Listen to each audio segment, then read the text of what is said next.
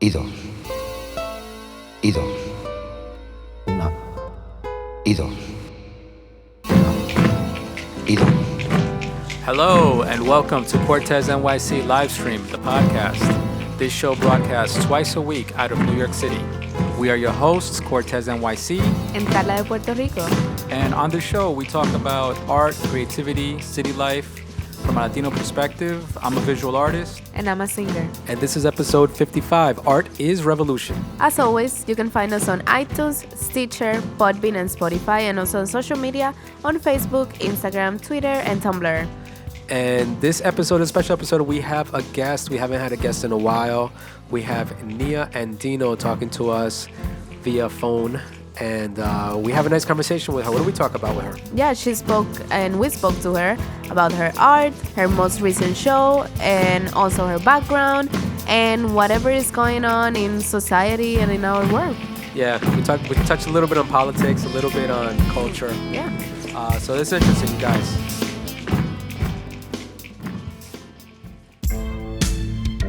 All right. So we have our guest, NIA ANDINO. Yes. Andino Styles. So Nia, why don't you give yourself a little introduction? Go ahead, tell us who you are and what you do. My name is NIA ANDINO. I am a visual artist and poet. I also work in the creative industry in the interior design field. All right. And you and I go way back. We know each other how many years now? What do you think, roughly? Roughly, probably like 10. Wow. Damn. Time flies. Wow. I was going to guess like 6 or something. Wow, 10. It has been that long, right? Yeah, it's been about 9 or 10 years. That's incredible. Wow. So, I mean, I'm a big fan of your work. We've done projects together. I think for the people out there who might not know her work, go check her out on Instagram right now. As we're talking, look at her images. Your Instagram is Andino Styles, right? Yes. Yeah. Check out her Instagram while we're talking, and I'll definitely repost some of her images on our Instagram. But I'm a big fan of your work. I always feel like your work, how can I describe it? It's cultural. I think more now in the stuff that I've seen in the past 5 years. I'll chop it in half. 5 years. I've seen more of like your poetry coming through, subjects and content that are kind of poetic. They're kind of like things that make you think and make you feel. And I think that's really good. It's a good evolution, I feel. Just from an outsider looking at your work, I feel like I've, in this time period, already seen a little bit of an evolution. How do you feel about your work? Are you trying to do that? Are you mixing cultural with poetry and subjects like that? I know you do a lot of writing. I do. I haven't really mixed poetry and art visually. Okay. But I do feel that they kind of complement each other, and I have evolved with these themes that I talk about in my poetry and also with my art. I feel like they play off of each other. Yeah. So that pushes both of those avenues. Yeah, I think that's what I'm picking up on is the themes. All right, well, so why don't we talk about this show that you're in? We managed to catch up with you. Haven't seen you in a long time, and we caught up with you at this show. That is, it's Uptown, right? Yes. What's the name of the show? Well, it's called Art is Revolution, and it's at Sandunga Dance Company. Mm-hmm. So the address is 1986 3rd Avenue between 110th and 109th. Okay. Nice. And what's the general theme? I heard that it was a Puerto Rican thing and that I should not be invited. Because you're not Puerto Rican. It's a Puerto Rican Exactly. So the theme was Puerto Rican artists and art is revolution. So that kind of was open to interpretation, but based on the Puerto Rican heritage. So all of the artists that participated were of Puerto Rican descent, and the art that came in from artists were from New York and Puerto Rico. So, you had 2 pieces in the show, right? Yes, I had 2 pieces. And what were the titles? One was called The Revolution on My Back, and the other one is Defiende lo tuyo. All right. And the one that stood out to me was The Revolution on My Back. Like that one was, I don't know. That's the one that just kind of that one has, I think is the faces of the characters Yeah. in the piece, but also the detail that you stitch to the canvas, that material that makes it look real, like comes to life even more. Yeah, why don't you describe it for us, Nia, the technique? Well, originally it was based off of another poet that I worked with last year. She had posted an image of her with her daughter on her back, and she has these videos where she shows how she ties fabric to carry her daughter on her back. And I felt, whenever I saw that piece of that picture, I always was compelled by it, that when this show came around, I felt like it was one of the perfect images to use to represent for what I wanted to get across. So like I said, I work in an interior design field, and I come across fabrics all the time that are used in projects. And when I decided to do that piece, I wanted to use more multimedia pieces in my work. So I decided to use fabrics that I had from work and stitch it in. So I did that to make like the crisscross pattern of the piece that wraps around. And then I also used the leather strap because I put an arrow on her back on one side. So one side is her daughter and the other side is the arrow. Yeah, I mean, just to kind of give you guys that are listening but don't have the visual an idea of the image, basically it's two figures. It's very tightly cropped, so you only see the bottom half of the face of the mother facing you, frontal, and then you see the fabric on her chest, right? Yeah. And then you see peeking over her shoulder is just the eyes and the nose of the daughter, peeking over her shoulder, looking at the viewer as well. And I guess it's that interaction, like it's commanding your attention, the fact that they're looking right at you. Yeah. But the little girl has a really nice natural expression in her eyes. And then the mother, she looks like a mom. I don't know, she captured something about it that looks like... She looks like she's ready to fight. Like she's ready to go to war, and it doesn't matter, we'll go together. Yeah. That's the kind of story. And then the title, obviously, The Revolution on my back, that's really nice. I mean, that's where I felt like, when I was looking at that, I was like, man, I don't know if I've seen that from you yet, Nia. So I don't know if you're going to hear that a lot from people. I don't know if people are telling you that, but I'll tell you, I haven't seen that. And then, so what about the other piece? Describe the other piece for me. So the other piece was based off of a bomba dancer. And it's also a three-dimensional piece that's within a frame. So in the center, you see the bomba dancer mid-pose and dancing. You have like a halo of gold around her head, and then surrounding her, she's in darkness. Then the frame juts out with like a balcony in the front, and then there are leaves that are hanging down in front of the canvas. Yeah. So it's kind of like you're peeking in at a moment, and the whole concept behind it was in the past. And these two pieces kind of contrast each other, because the whole bomba thing, it was when the enslaved Africans would meet, this was kind of how they would have their conversations and how they would plan things to have revolts and uprisings. So that was kind of like the inspiration behind this piece. And that piece was kind of looking at the past, while the other piece looks towards the future. I like that. See, now that you explained that, that's pretty cool. And what was this? What was the title again? Defiende lo tuyo. Defiende lo tuyo, right. All right, yeah, that's nice. So in these two pieces, mixed media. You're definitely mixing it all up. Have you been doing that for a while now? And maybe I just hadn't realized it?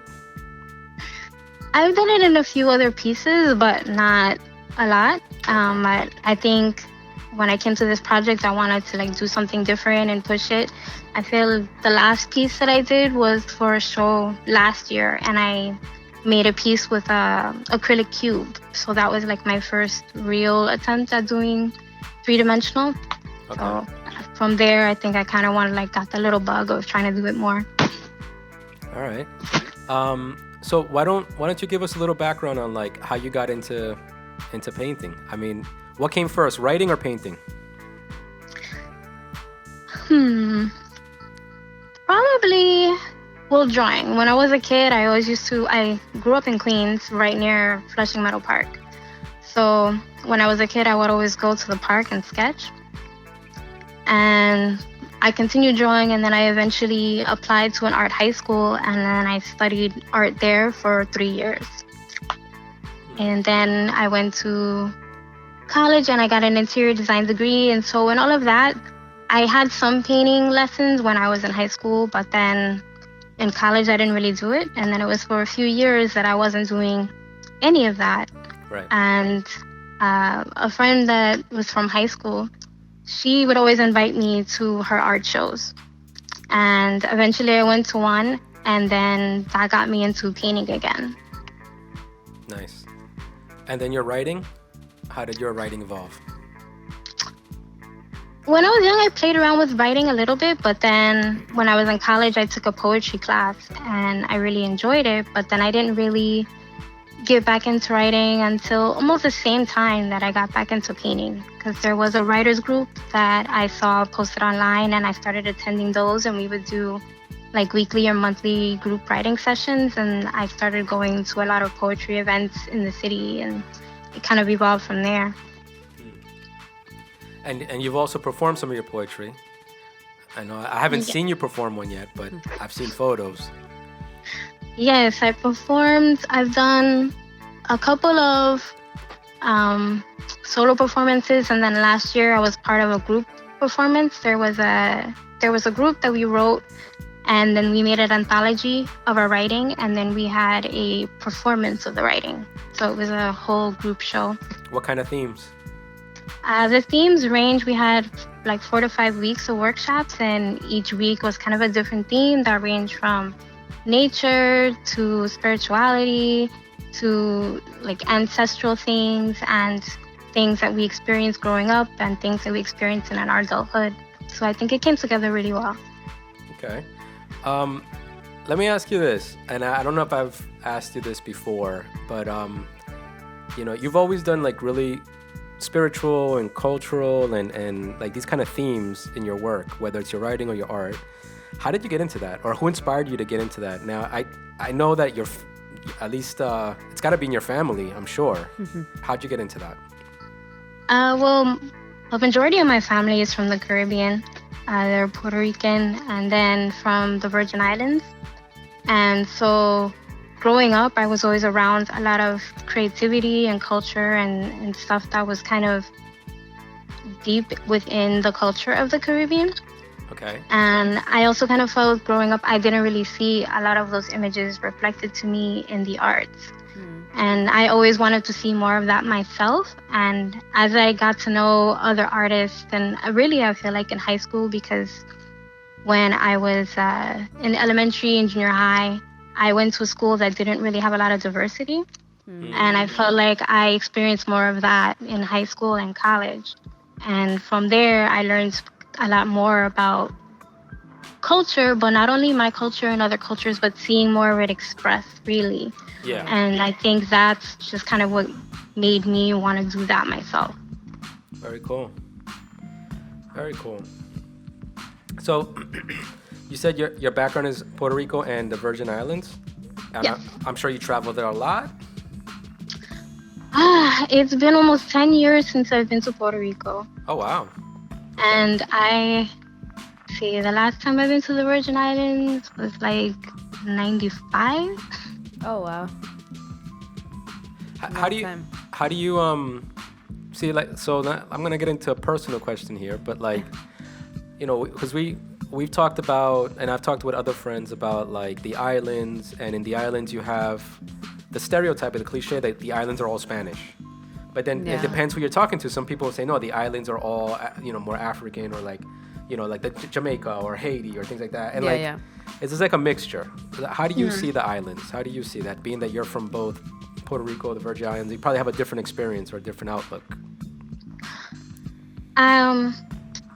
I think there are different cultures and backgrounds reflected on the islands.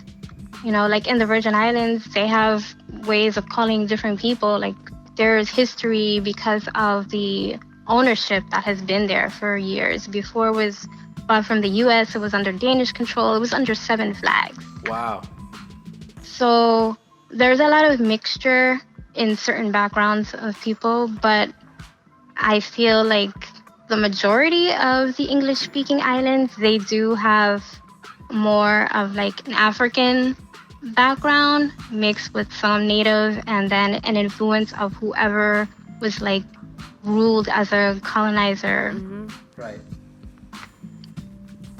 And have you ever felt pressure to identify one way or the other? Because I would imagine, especially in New York, between it's like you're Puerto Rican or you're Dominican. Yeah. Or Yeah. you are from Jamaica or you're from or Trinidad. Exactly.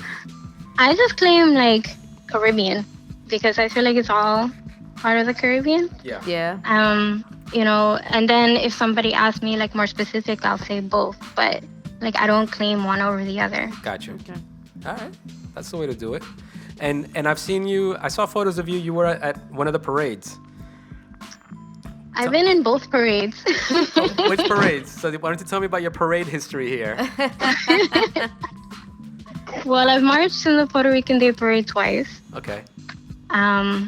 One time with Defend Puerto Rico, and one time with Capicu Culture. Okay. And then for the West Indian Day Parade, last year was my first time being in that. My cousin convinced me because he does it every year. And finally, he was like, okay, I'll do it. I did the Puerto Rican Day Parade, so I should do this one. So last year, I was played mass, as they say, and dressed up in costume and did the parade. Yeah. What did you say? What was the word? Play mass, like masquerade, so you call it mass for short. Oh, mass. Play mass. Okay. Yeah, I saw you had feathers and stuff. Yeah. You're well adorned. Yeah. I still have them. Yeah? So was it fun or what? Were you nervous or was it just a good time? Well, I was nervous because it was my first time and I didn't know anybody else, and I couldn't find my cousin because he showed up late. Yeah. So I was kind of like marching by myself. He convinces you but then doesn't show up, huh? Nice. Yeah, so I ended up meeting him towards the end of the parade. But it was fun. It was a fun experience to like be on the inside and just kind of like you have this huge truck blasting music and you're dancing like the whole time, and they're giving out like free ice pops and food bags, and everybody's just like having fun. Yeah. That must be fun. Yeah. Well, as a Puerto Rican myself, right? I've seen that you keep in touch also with movements like Defend Puerto Rico and stuff like that, like to help the island itself. And I wonder, how do you relate? How do you keep up with whatever is happening in the island, being that you're here in New York? You haven't been back in the island in 10 years. How do you keep up with the information that is happening down there? And then also, why do you feel the need to, keep up with your culture? Sometimes people just forget about it and they keep living their lives being American and being New Yorkers, but they forget about their background. So what gives you that urgency to know more about what's happening in the island? Well, I have been in touch with a number of groups that go back and forth to the island, and so through social media, especially being friends with these people, they tell me things that are going on the island, things that don't necessarily come out in the news, and their firsthand experiences, which I trust more than the little leaks of information that I hear, like on a radio or in the news or something like that. Yeah. So that, I feel, is how I stay connected to knowing what's going on and know what's really happening to people. Yeah. Other than that, And so what's the drive? What drives you to be more informed? Well, I feel like that's where my family is from, and I still have family that live on both islands. Okay. There you go. Yeah. Even though I haven't been back, I know these things affect them. Right. Yeah. And so, that's what makes it important to me, other than just like, I feel like all of the people are my people too, even if it's not just my family. It's like, it's just everything. No, Yeah. I hear that. Yeah. All right. I mean, so in this art show, what was the name of the art show again? Art is Revolution? Yes. Art is Revolution. in this art show, I saw a lot of political pieces. Yeah. And Relating to the Puerto Rican political background and everything else. Yeah. Yeah, there was who's the guy? Albizu Campos? Albizu Campos. That was a really nice portrait of him.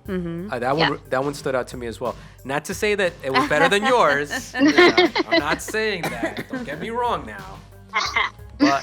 But it was a very good piece. It was well done, and not well done that it was photoreal. It was well done that it looked appropriate for the subject. Yeah. It looked really well.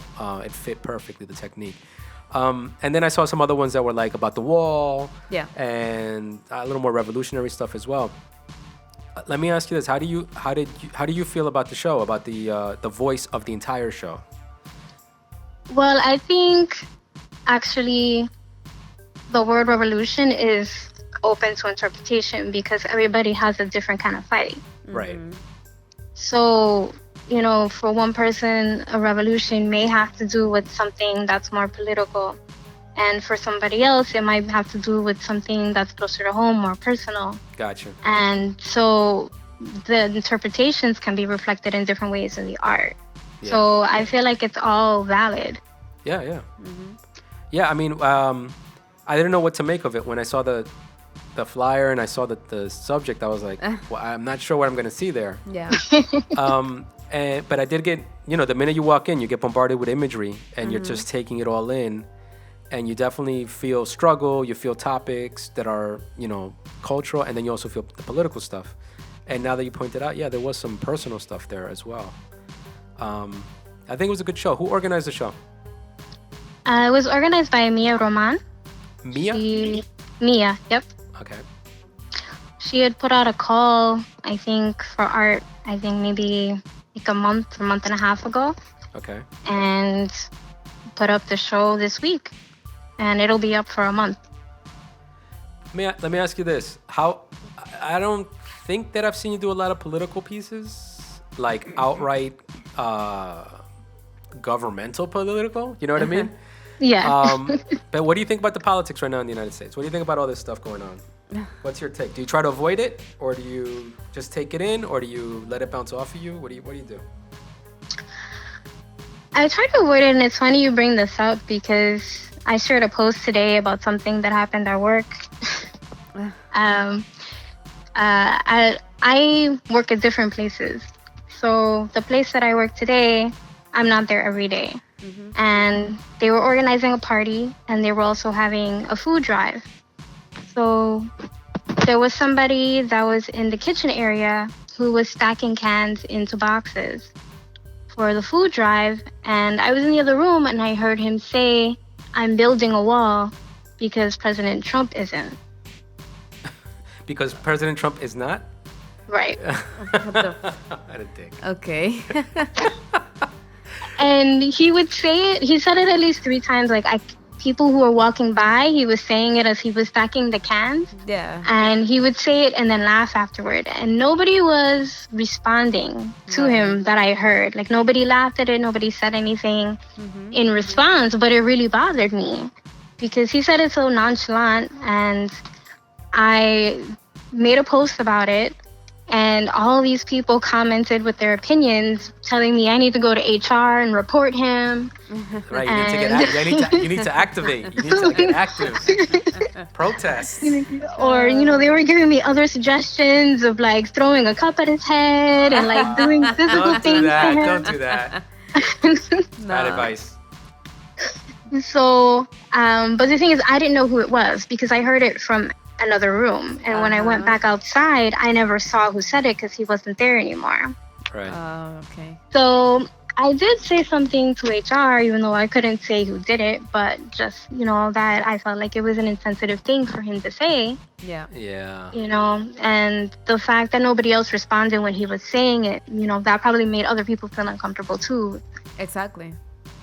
And I'm not there every day, so I don't know what his personality was. Somebody suggested maybe he was being anti-Trump sarcastic. Yeah. That's what I was thinking, that maybe he just wanted to get some attention. It's like, I'm here, bored, doing this, and let me just say this BS. to get people to see me. I don't know. Some people are like that. They have those kind of personalities that they want to say something crazy. And I feel those are the worst ones because they start controversy. There's nothing behind it. Yeah, exactly. Exactly. Yeah. That sucks. No, that's the worst. Man, that reminds me of all these years that I've been, working in different companies and dealing with people that, I think when I first started, way back when, Nia, you were just a child. You too. I don't think you were. I wasn't even in. You weren't even on the thinking, planet. No. It wasn't even a thought. But I remember starting at companies that were predominantly white. And if they weren't predominantly white, they were mixed but very American. I would always say like the only other Spanish people that I would see were the ones either cleaning at the end of the night or the ones in the factory, packing up the T-shirts. And it was, in the beginning, I didn't notice it, but after a while of being in the industry, I was like, wow, this is a real thing. Like, this is a thing that's happening. And I remember my first 2 years in one of the companies, back then, people really didn't give a shit. The attitude at the workspace was like, you say whatever the fuck you want, and the attitude was like, it's all jokes and we can all just joke. Especially back then, Howard Stern was a big thing. Nia, I'm sure you remember Howard Stern. Yeah, and he was a big thing, and he was pretty much training everybody over the media to be rude. Like that's it. Like it's funny to be, offensive. Yeah. It's funny. And I remember I got hit right up the gate with like offensive jokes in the workplace, and I would ignore them, and I would just be like, all right, whatever, and I would laugh them off. And it was like I would get the Mexican jokes, and I would get the Spanish whatever jokes, and I would, and I would laugh them off. I would even get Puerto Rican jokes. Like crazy Puerto Rican something, and I'd be like, look at me. You know what I mean? And I mean that would never fly now. But I think that what we're seeing in social media and with this whole like backlash and this Trump nonsense is that you see a little bit of a return of that. Like people feel like now it's funny. Yeah. Like they want to make the offensive joke because they want to try to kind of bring that back. And I think it's a mistake. Yeah. I don't think it should be like that. I remember back then when I finally, it was I forgot what it was that the guy said, but it finally got to a point where I was like, I gotta say something. And he got offended because I said something. Like I told him, I was like, your jokes and whatever, like that's not for me. Like I just left it like that. I was like, that's not for me. Like just if you're gonna say your joke, say it somewhere else. Yeah. And he acted offended as if I'm stopping him from like I'm trying to control him. And I'm like, dude, we all work here. Like what's wrong with you? And he was like an Italian guy that just his mentality was just like, this is me, this is take me how I am, and that's it, and you got to take it too, and toughen up, get thicker skin, so because I was getting offended, and I wasn't really personally getting offended, it was just offensive that the guy kept doing it, and that I felt like people might misinterpret like this is okay. Yeah. Like you know what I mean? Like I started feeling like other people are going to come in here, they're not going to know that you're joking. And they're going to think that this is just the way it is, that you're allowed to just walk around and bash other people. And I remember when I like spoke up and he got all like weird about it and it got confrontational, and I was like, wow, this is work. Yeah. This is a work environment. And it took right? And then it took a couple of years to eventually, me changing jobs and whatever, and society kind of changed a bit, and I think work environments changed a lot. They were very sexist too back in the day. Yeah. They were very sexist. There was a lot of like sexist mentality that I would hear and see, and I've seen that kind of fizzle down as well. I mean, if this happened now at a workplace, like what you just described, I'm sure somebody would say something and be like, what the hell? Yeah. And at least I don't agree with fighting with the person, but at least talking to them and saying like, what you're doing is inappropriate or something, like bringing it to his attention. Well, some other people were saying you never know who you're dealing with also. Right. Like somebody could be confrontational about it. There are a lot of things that happen in the workplace now that you hear more about than you used to. So you never know what somebody's reaction is going to be. And I don't really know whoever said it. I don't really know him like that. So I don't know if people just kind of brush him off, like he's that type of person, and maybe that's why they just didn't say anything. Right. Yeah, I mean, and there's nothing wrong with what he's saying. Like he's not dropping a racial slur. Yeah. Right. I think that's what makes it even more annoying. And that's what they do. And I said that passive aggressive kind of like fucking racial, comment. Yeah. That what they're coming, where they're coming from. Mm-hmm. And you're like, why are you like even tiptoeing around it? Mm-hmm. Like what's wrong? Yeah, I mean, I don't know. This whole thing with we've been talking in the previous episodes about the caravan and the immigrants coming up and I don't know. Like now they're saying, like I was watching the news and they were saying like now the news has disappeared about it. No, of course. It was all the way up to the elections. It was up to the elections and now it's gone. Yeah, Trump used that for the elections and that was it. That was all he wanted. And like the same thing with this build the wall shit. Like as soon as he's not a president anymore and that's not an issue, it's gonna disappear. Yeah. Yeah. It's ridiculous. It's ridiculous. So something, I mean, it wasn't similar to what you said, Nia, but I was having lunch in the break room at my job, right? And I had like my headphones on, but I wasn't listening to anything, so I could hear everything that everybody else was talking about. And there were two guys that they work in the alterations department. I work in a luxury store, whatever. So they were just talking about the Kavanaugh hearings and Kavanaugh, and how he was responding and then there were two guys, Latino men. So one is from Ecuador and the other one is from Dominican Republic. And they were just talking and blah, blah. And then they were basically saying, oh yeah, because something that happens years ago, why do they have to bring that up? And someone that came up and apologized for it and said that they were wrong. And now they're just saying like they're sorry. It should be okay. And I was over here just biting my tongue because I don't want to get into that conversation with them because I know it's not going to get nowhere. Yeah. But what they were saying, they were so misinformed that I was like, wow, this is terrible. And it's more because, that machismo Latino that is like, well, he was a man, y lo hizo cuando era un niño, and that doesn't matter. And it's like, what are you talking about? But he's going to represent a lot of people and he's going to decide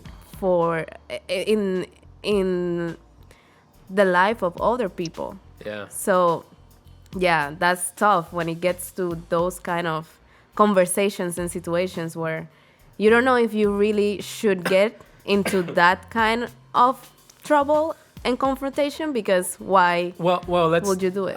Let's go beyond the workplace. And Nia, I'm sure somebody in your family has to have confronted you about some dumb topic. Oh, yeah. I'm sure that this is also affecting families. Not politically. My family has always been about standing up for rights. Okay. So there's not anything that I feel like we all have an issue or disagree with, but it's not something we talk about either. Right. It's just kind of like, oh, life is continuing on. Yeah. Like in my family, there's a couple of people that play devil's advocate, and it's annoying.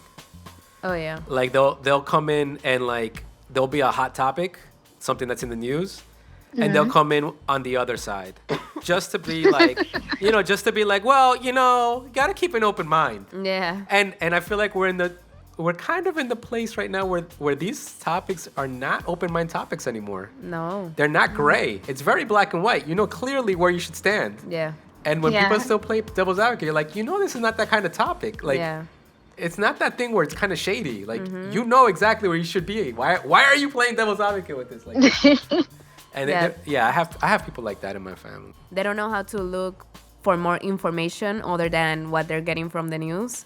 So they just get that and they start talking, and I just have to either explain what it is or just let them talk and don't say anything, because it's gonna go nowhere. Yeah. Yeah, I mean, all this information in the media and the fact that the leaders are saying such crazy crap now, like, Yeah. it causes confusion, right? It causes disruption. It makes people say crazy shit to each other. Yeah. And then they say, no, I didn't do that. No, I didn't do that. I'm not affecting people. Of course you are. You're the leaders. You're the people that kind of, I mean, I don't know if it's the right way for society to be, but society does pay attention to what the people on TV do. Yep. And if they're saying crazy shit, then people think it's all right to start saying some crazy shit. Blech. Politics. I know. Well, somebody that commented on my thread, they were kind of playing the devil's advocate with it, because they were like, well, how do you know he didn't mean it in a sarcastic way? Exactly. Like, maybe he was being anti-Trump when he said it, and, was saying it in a sarcastic way. And all of us, well, me and like two other people were saying it doesn't matter how he, intended it. He said it. He shouldn't have said it, period. Yeah. And then he got into this whole thing about, and I've heard this before too, about people not feeling like they can say what they want to say. Like they have to censor themselves now because everybody's so sensitive. Right. Yeah. And so he was, he's like, oh, so you can't talk about this with people now? No, you can't. No, you can't. No, you know what we should say. You should say the right thing. Don't say the wrong thing. I do want to shake those people and say the right thing. Yeah. I know the other side of it is they might be like, well, you're imposing your thoughts. First Amendment? Yeah, you're imposing your thoughts on those people. Yeah. But I don't know, man. I don't know. It's that thing that where your rights ends, the other one starts. So let's say if you want to say whatever craziness you want to say, then you have to understand that the other person is going to say whatever craziness they want to say, and it can be against you. So you know what I mean? So if you want to be crazy, then you have to just take the craziness from the other person. Devil's advocate type personalities, those people that like to play devil's advocate, they love confrontation. Yeah. So if you're gonna argue with them, then and you're not an argumentative person, you're wasting your time. Yeah. Right? Because you're walking into their world. Yeah. You're walking into a world of an argument, and that's what they want. They're They're trolling you. They're waiting for that. They don't get tired. No, they don't get tired. No. Until they're blue in their face, they'll just keep going, and make you look like you're the crazy one. Exactly. Oh my God. Facebook. Listen, Facebook. I've been kind of like weaning off of it. I really have not been logging on. It was mostly because of my phone. I had an old phone for a long time, and my phone just didn't accept Facebook. All the ads and whatever were conflicting with my phone, and I just couldn't see anything. Anytime I log in, like I would get the information like really late and delayed and stalled, and the audio wouldn't have the little video clips, they wouldn't even load up. So, but now I have a new phone. Started getting back on Facebook just to kind of see what's going on. And I haven't missed anything, apparently. It's all the same crap. It's all the same thing. It's all the same crap, yeah. People sharing memes. People That's sharing what we memes do now. and junk and political stuff. And yeah, so I haven't missed anything. But the political conversations on Facebook, like I think that really, I think what was it last year was like the epitome of it. Like, yeah. Where like it just got so out of control. Everyone's speaking out. Everyone is sharing news. And it's just shouting. And yeah. It's just shouting information out at each other. Makes no sense, but that's what we do. Yeah. We don't see that on Instagram, do we? A little bit.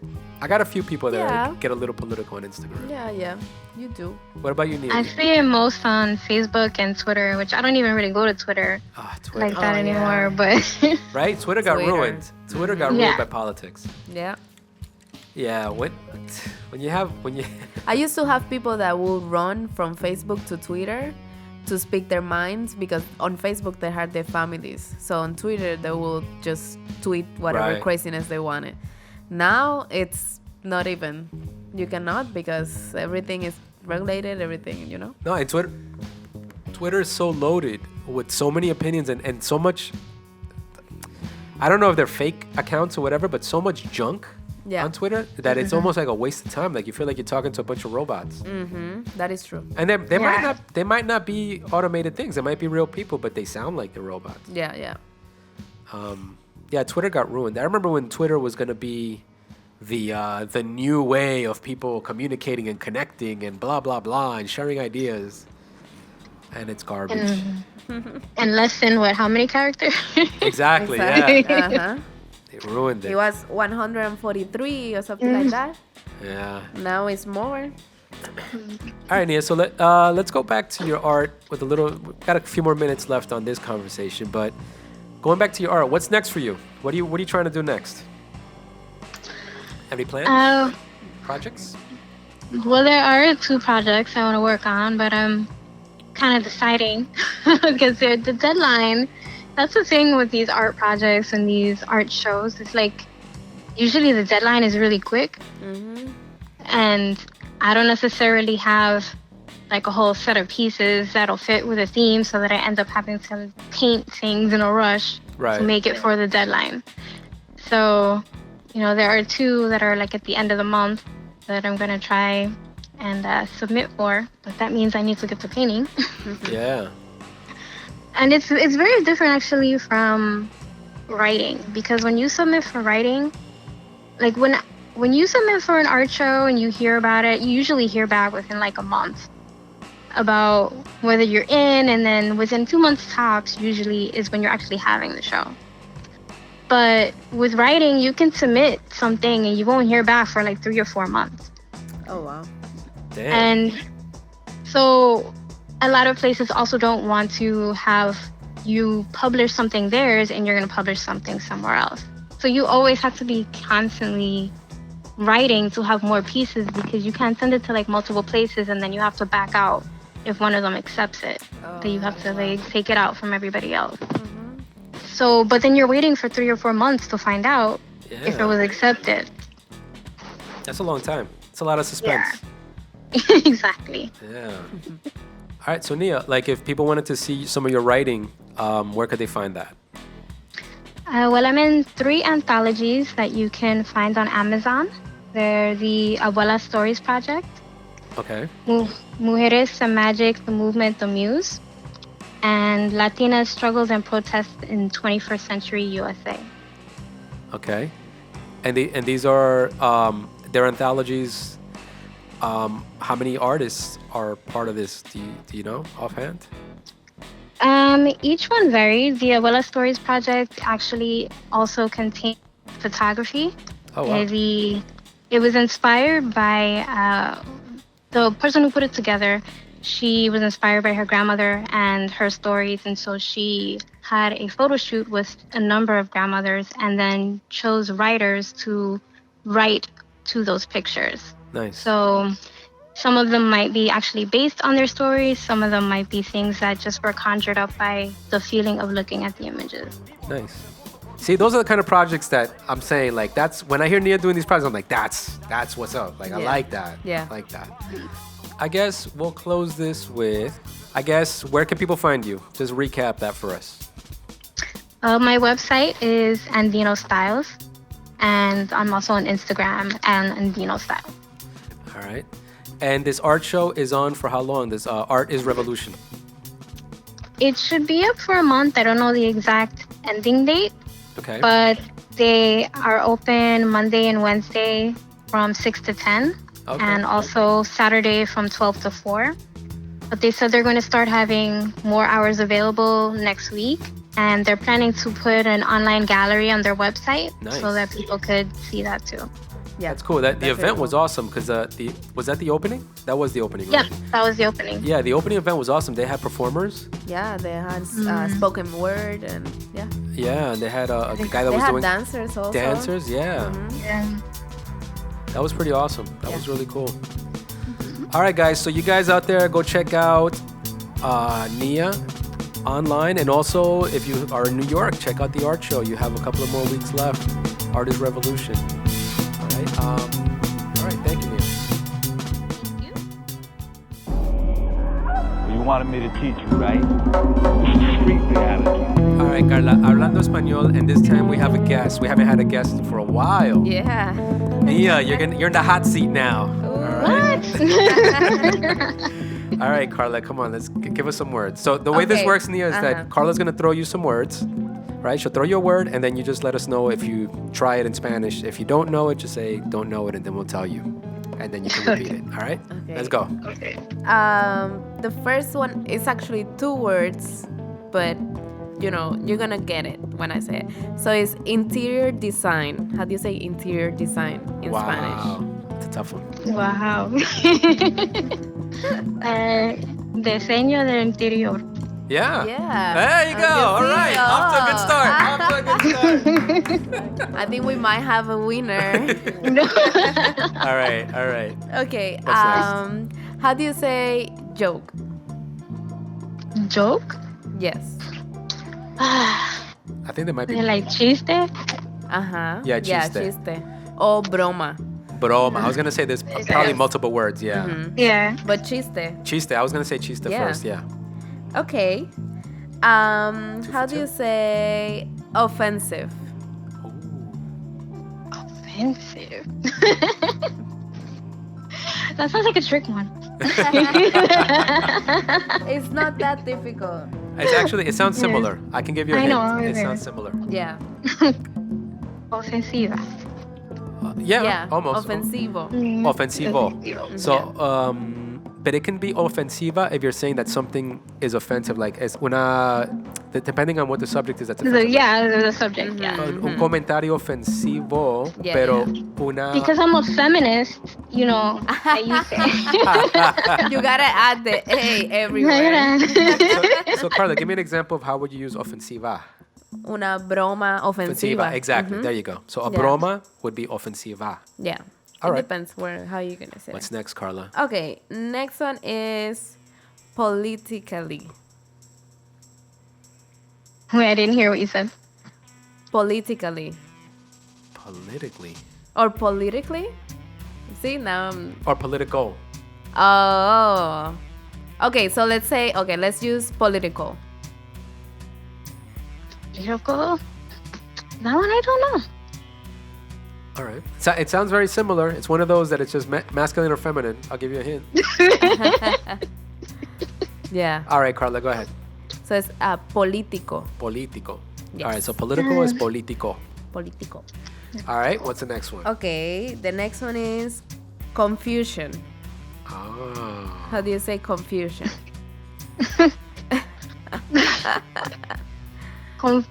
Confundido? Confundido. Confundido is To to be be confused. Okay, so that's Yeah. good. All right, so confusion is confusión. Yes. So confusión is confusion. Confundido is to be To confused. be confused. All right, good. All right, we got another one Yes. here. And then the last one I have Yes. is protest. How do you say protest? Protest. Protest.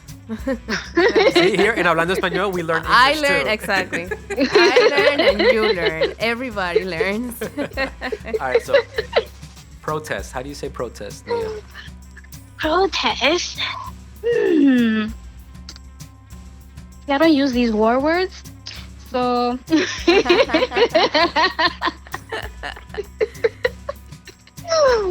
Protest. I don't know that one. Protest is protesto. Protesta. Protesta. Protesta. All right. Yes. Protest is protesta. Yes. All right, so Nia, I'm gonna throw a few words at you that you should know, that you should know because it's about what you do. So let's go with painter. How do you say painter? Pintor. Pintor. All right, you guys. Yay. Yeah, I knew you'd know that. How do you say writer? Escribidor. Almost. Escritor. Yes. Escritor. All right. Escritor. Escritor. So then, how do you say poet? Poeta. That one you knew. Yes. So you had this is an easy one. the name of your piece, well, the name of the show is Art is Revolution. How do you say Art is Revolution in Spanish? Arte es revolución. Yep. Very good. Nia's on it. Yeah. How do you say? Well, this is a little more Tricky. a little trickier. So you were working mixed media, and I don't know if we have that at the tip of our tongue, right? No. I think it's the same way. Yeah? Yeah. All right, Nia, do you know what mixed medium? How to say that in Spanish?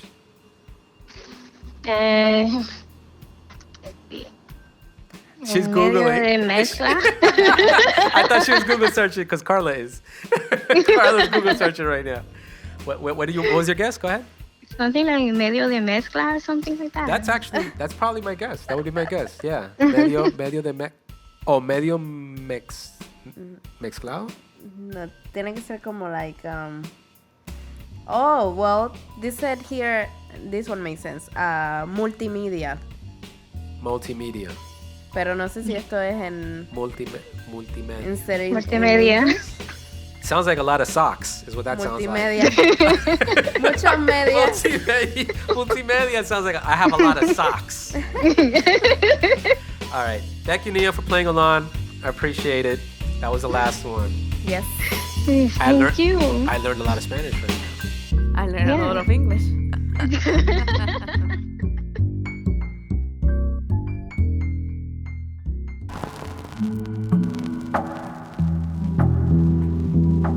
All right, another episode in the bag. That is right. How do you feel? I'm great. How are you? I am a little under the weather. I think you guys can hear it in our voices. We are both. Yeah, the cold weather is kicking our asses here in New York. Yeah. But next episode we'll be back again. I think we're gonna keep talking this art talk, this museum talk. Yeah. I'm gonna talk about I think next I'm gonna talk about the Frick collection. And Carla? We're gonna be talking about some cultural, musical, society stuff, the good stuff.